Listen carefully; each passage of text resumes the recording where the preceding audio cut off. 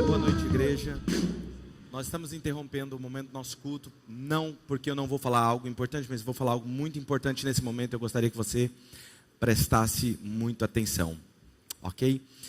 Hoje eu quero falar com vocês rapidamente sobre as eleições.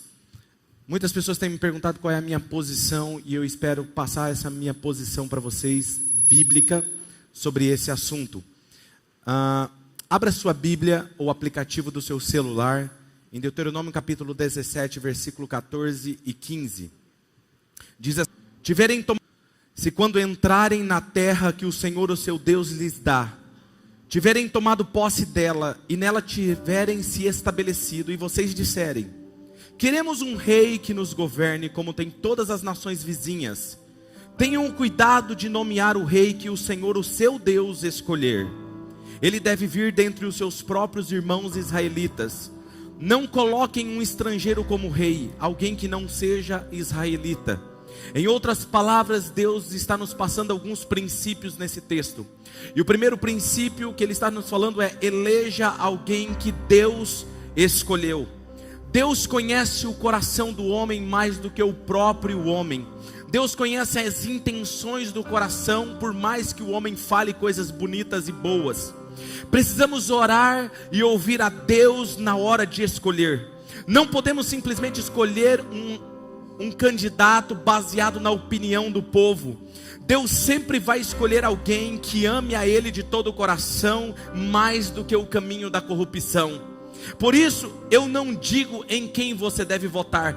E como pastor da Oxygen Church, vocês nunca me verão apoiando um candidato da direita ou da esquerda, porque eu acredito que o papel do pastor não é mostrar que você deve votar em quem você deve votar. O papel do pastor é ensinar a igreja a ouvir a voz de Deus, orar e tomar as suas decisões pessoais. Por isso, eu incentivo vocês a orar e buscar a direção de Deus.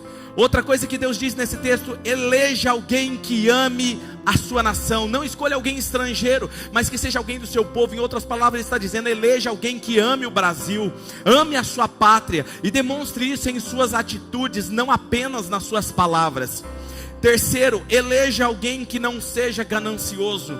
Deuteronômio 17:16 diz: esse rei, porém, não deverá adquirir muitos cavalos, nem fazer o povo voltar ao Egito para conseguir mais cavalos, pois o Senhor lhes disse: jamais voltem por esse caminho. Em outras palavras, Deus está dizendo: alguém que vive em busca de aumentar os seus próprios patrimônios, sem pensar nos necessitados e nos oprimidos, usando as pessoas e as famílias para aumentar os seus bens e os seus patrimônios. Ou seja, escolha alguém que ame mais as pessoas, e as pessoas ame de verdade, independente da raça, independente da cor, independente da confissão religiosa, independente dos valores, mais do que o dinheiro. Eleja alguém íntegro. Versículo 17 diz: ele não deverá tomar para si muitas mulheres. Se o fizer, ele desviará o seu coração. Também não deverá acumular muita prata e muito ouro.